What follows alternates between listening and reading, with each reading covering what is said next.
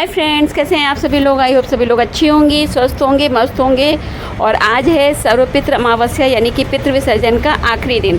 तो आज क्या क्या खाना बनना चाहिए और क्या क्या चीज़ हम बनाने वाले हैं, वो सारी चीज़ें हम इस वीडियो में आपको दिखाने वाले हैं। लास्ट तक आप लोग मेरे वीडियो में बने रहिएगा, तभी आपको दिख पाएगा कि आज के दिन क्या क्या चीज़ें बनानी चाहिए और हमें अपने पितरों के लिए निकालना चाहिए। तो कच्चा पक्का दोनों खाना बनता है, वो सारी चीज़ें हम आपको दिखाते हैं। देर न करते हुए चलिए शुरू करते हैं वीडियो को और आइए दिखाते हैं कि आज हम फटाफट से क्या क्या चीज़ें बना रहे हैं। तो बस ये वीडियो बनाने का मेरा एक ही मकसद था कि अगर आपके पास समय कम है और ज़्यादा खाना आपको बनाना है तो कितनी तेज़ी में किस तरह से काम करें कि फटाफट काम हो जाए। तो देखिए हम भी उसी तरह से कर रहे हैं। फटाफट मैंने कहा एक तरफ दाल चढ़ा देते हैं। दाल में तुरंत मैंने धो के रखा हुआ था, उसको हल्दी डाला, नमक डाला और दाल को चढ़ा दिया। और बहुत ज़्यादा आज लहसुन प्याज इन सब चीज़ों को यूज़ भी नहीं करना है, बिना इनके ही खाना बनेगा आज। तो हमने कहा फट से एक तरफ दाल चढ़ा देते हैं और दूसरी तरफ देखिए आपको दिख भी रहा होगा मैंने कढ़ैया चढ़ा रखी है, उसमें हम भूनेंगे सेवई। सेवई एक तरफ, तो मेरा देखिए दोनों गैस पे फटाफट काम होगा। अब मुझे यही देखना है कि मेरा खाना कितनी तेज़ और कितनी जल्दी बन रहा है। तो एक तरफ हम फटाफट से देखिए सेवई भून लेते हैं। सेवई बड़ी बड़ी थी तो उसको हमने कढ़ैया में ही तोड़ देते हैं। पहले तो पैकेट में काफ़ी मोड़ ओड़ दिया था तो वो थोड़ा सा टूट गया था, छोटा छोटा हो गया था, बट फिर भी कुछ था बड़ा। तो मैंने कहा कढ़ैया में ही जब डाला तो उसको अंदर से हमने और तोड़ दिया और अब हम सेवई भून रहे हैं। हमने कहा सेवई भून जाएगी तो सेवई, क्योंकि सेवई जल्दी बन जाती है, दाल जल्दी बन जाएगी। तो पहला काम हमने कहा दाल ही चढ़ा देते हैं और सेवई बना लेते हैं। और जैसे ही सेवई भी भूनती रहेगी, अब हमने कहा चलो कद्दू भी काटते हैं। तो आप लोग भी इसी तरह से काम करना जिससे कि आपका काम कम समय में ज़्यादा से ज़्यादा और फटाफट से काम हो जाए। तो इधर जब तक सीटी आएगी, सेवई भून रही है, तब तक हम सारा कद्दू काट देते हैं। कद्दू को कोहड़ा भी बोलते हैं और इंग्लिश में इसको पम्पकिन बोलते हैं। तो बस कद्दू काट रहे हैं। कद्दू के अंदर से बीज भी सब निकाल देते हैं, क्योंकि बीज हमारे कोई खाता भी नहीं, बीज हम डालते भी नहीं है। कुछ लोग हम देखते हैं वो पूरा उसका जो गुद्दा होता है वो भी डाल देते हैं, लेकिन हम सब निकाल देते हैं।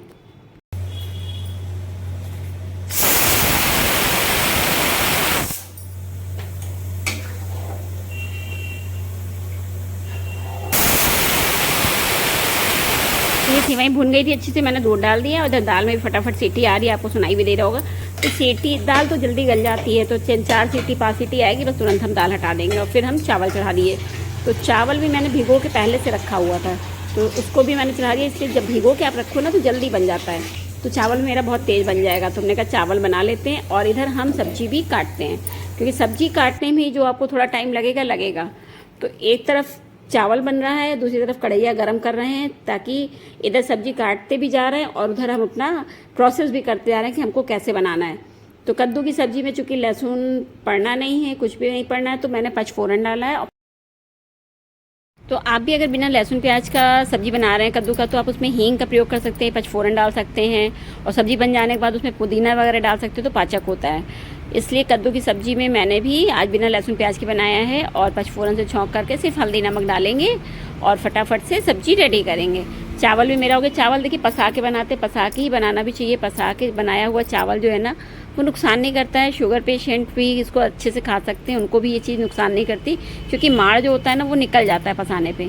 और चावल भी बिल्कुल खिला खिला सा अच्छा बनता है। चलो भिंडी भी काट लेते हैं। जब तक सब्जी मेरी कद्दू की रेडी होगी, चावल रेडी होगा तो फिर गैस खाली हो जाएगी, तो फटाफट भिंडी काट लेते हैं। तो देखिए कद्दू सब्जी बन गई है और मैंने फट से दूसरी कढ़ैया थी मेरे पास, उसको चढ़ा दिया है कि भिंडी की सब्जी भी जल्दी से रेडी कर लें। भिंडी की सब्जी में भी हम ज़्यादा कुछ नहीं डालेंगे, इसको हल्का सा जीरे से छौंक रहे हैं, क्योंकि आज हमें इसमें प्याज वगैरह कुछ भी नहीं डालना है। तो इसमें जीरा और हरा मिर्ची का प्रयोग करेंगे और साथ में डालेंगे नमक और हल्की सी हल्दी डालेंगे। भिंडी में जनरली बहुत सारे लोग हल्दी नहीं डालते हैं, लेकिन हम कोई भी सब्ज़ी बनाते हैं तो हल्की सी हल्दी ज़रूर उसमें टच कर देते हैं कि वो शुभ भी होता है। और बिना हल्दी की जो सब्ज़ी हो या दाल हो वो सही मानते नहीं हैं, तो इसलिए हमने हल्का सा इसमें हल्दी ज़रूर डालेंगे। तो भिंडी भी फटाफट देखिए बन जाएगी। बहुत ही नाजुक सब्ज़ी होती है और फट से गल भी जाती है, लेकिन हाँ बहुत तेज़ आंच पे भिंडी को नहीं बनाना चाहिए, क्योंकि तेज़ आंच पे जब आप भिंडी बनाओगे तो वो जल जाती है। इसलिए भिंडी को हमेशा मीडियम या स्लो पे ही बनाएं, तो बहुत जल्दी से गल भी जाएगी और उसका जो ग्रीनरी है, जो उसकी पौष्टिकता है, वो भी बरकरार रहेगी। तो भिंडी की सब्ज़ी भी रेडी हो जाती है। उसके बाद हम फटाफट से पूड़ी और रोटी बनाएंगे। देखिए कितनी तेज़ मेरा खाना बन गया है, आप लोग को दिख रहा होगा कि आज मैंने कितना फास्ट काम किया है और कितनी जल्दी जल्दी खाना बनाया है। देखिए इधर हम कढ़ी के लिए भी रेडी कर रहे हैं। सिर्फ मेरी कढ़ी अभी रह गई है, तो कढ़ी के लिए बेसन रेडी कर रहे हैं कि जब तक मेरी दोनों कढ़ाई बन रही है, सब्जियां बन रही हैं, तब तक मेरा बेसन का जो घोल है ना वो रेडी कर लेते हैं और थोड़ी बड़ी बनानी है। हाँ, आज हम बड़ा नहीं बना पाए हैं तो कोई बात नहीं। आज हम देखिए कढ़ी तो बना ही रहे हैं। कढ़ी में नमक, हल्दी, मिर्चा पिसा हुआ और थोड़ा सा जीरा डालेंगे। पहले उसमें थोड़ी सी बड़ी बनाएंगे। देखो मेरे फटाफट से कढ़ी भी मेरी देखिए रेडी हो रही है। कढ़ी में भी ज़्यादा कुछ करना नहीं रहता है, उसको भी मैंने पचफोरन से छौंक दिया और करी पत्ता डाला था, ठीक, क्योंकि करी पत्ता तो डाल ही सकते हैं। तो करी पत्ता और पचफोरन से इसको छोंका है। और जो बेसन हमने रेडी किया था घोल वाला, उसी में हमने मिर्चा, हल्दी, नमक और थोड़ा सा गरम मसाला घोल में ही डाल के रेडी कर लिया था और उसको सीधे हमने इसमें छौंक में डाल दिया है।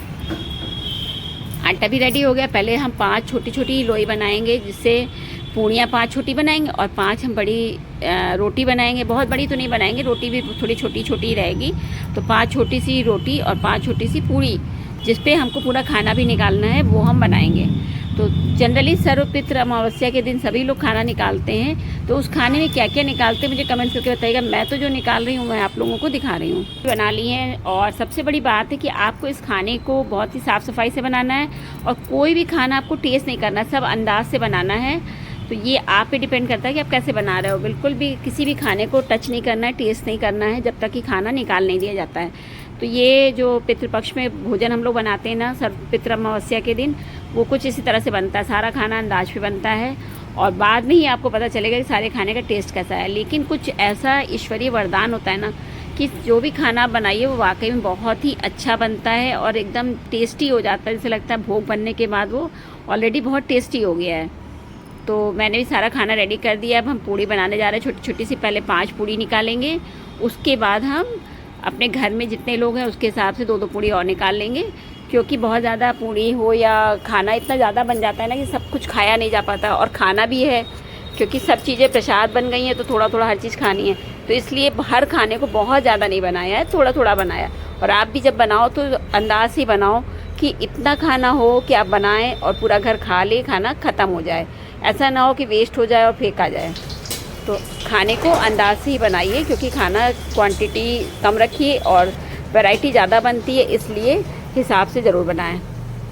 देखिए पूड़ी भी मेरी छोटी छोटी सी निकल रही है। 5 पूड़ी निकाल लेते छोटी, उसके बाद कुछ बड़ी, तो उसके बाद हम पूरा खाना रखेंगे और फिर निकालेंगे। तो देखिए मेरा खाना दोस्तों पूरा रेडी हो गया है। पूड़ी, रोटी, सब्जी, सेवई, कढ़ी, भिंडी की सब्जी, कद्दू की सब्जी, दाल भी मैंने छौंका है करी पत्ते से। और क्योंकि सारा खाना हमारे यहाँ जो हमारे सास ससुर थे उनको भी बहुत पसंद था, तो उन्हीं के पसंद के सारे खाने मैंने बनाए हैं आज।